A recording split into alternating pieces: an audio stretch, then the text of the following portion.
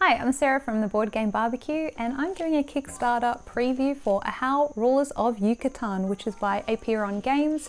It is for 1 to 5 players, about an hour and a half to 2 hours long, and it has been designed by Tomasz Ola. So Rulers of Yucatan, Ahau, is a game that is based on the Mayan civilization, and they've actually had a historian and consultant work on this booklet, and it gives you all the background of the areas in the game, the different regions, the cities, the buildings, the deities, and it's really neat that they've actually included all that, so that's really nice. I'll just give you a quick summary of how the game works.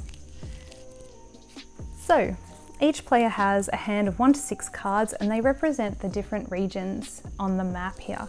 So you choose one to place on your left, that'll be where you are traveling to, and then on the right, the strength of your ruler, because he'll be sending an army with him.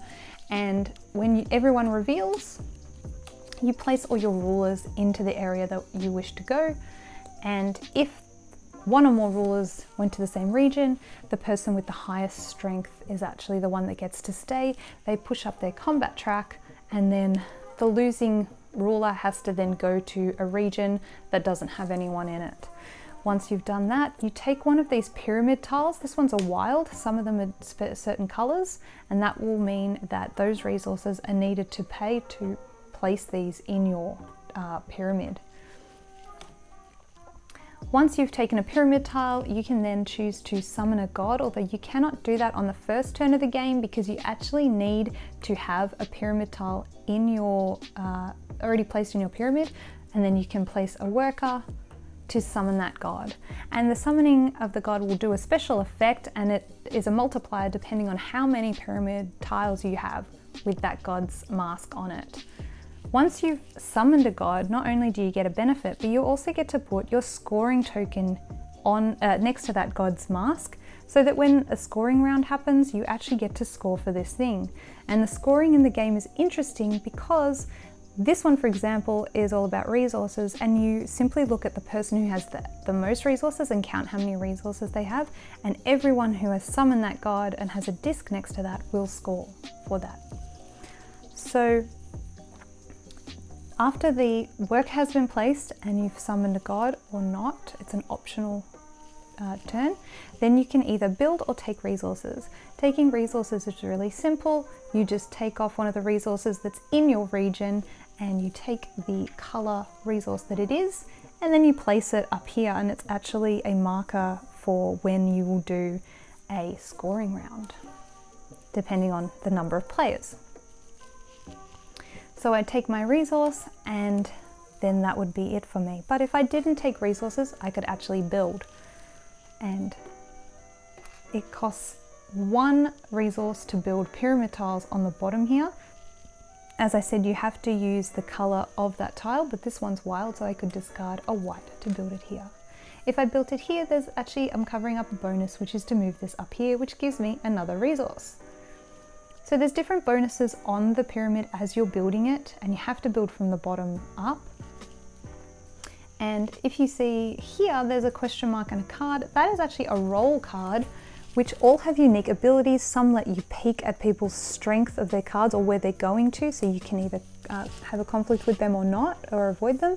This one lets you get extra resources whenever you take resources. Some of them give you discounted build actions.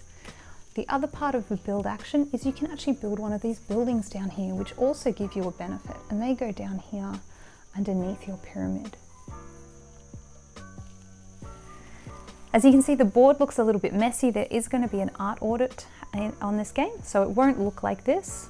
And the reason there's all these floating tiles is, well, some of them are pyramid tiles, but later on, if you can cover up all of the different cities with your workers, you can take this bonus, which is also gives you extra resources, this one, and you can also take a building tile that's on there as well. When a scoring round happens, you also score the cities of the majority of each city. So here, purple would score, for example. So there's a competing interest there because you want to put a work in all of the cities to get the bonuses, but you also want to score for majorities. So there's a bit of a competing interest thing that's quite interesting there. Once the game has gone through 3 scoring phases, which scores these and the majority of cities, so the summoned god powers and the city majorities. Once it gets to that point, that will trigger the end of the game. It'll also trigger if someone builds the very last pyramid tile on the top of their pyramid. And that's essentially the game. So it's a nice, simple to learn game that has a little bit of interaction with the conflict, and I'm sure that the art's going to look really nice at the end because it already looks really colourful, if not just a little bit busy. I really like the nice touch of having background information about the game, which is really nice to read through. And it's got an interesting scoring system, which also is about competing interests, because you want to keep summoning the same god because you've focused on gathering those tiles, and therefore the multiplier will be stronger and you'll be able to do more things. But then if you do that, if you only focus on 2 or 3 gods and not all of them, then you won't score for all of these different things when it becomes time for the Cthulhu scoring.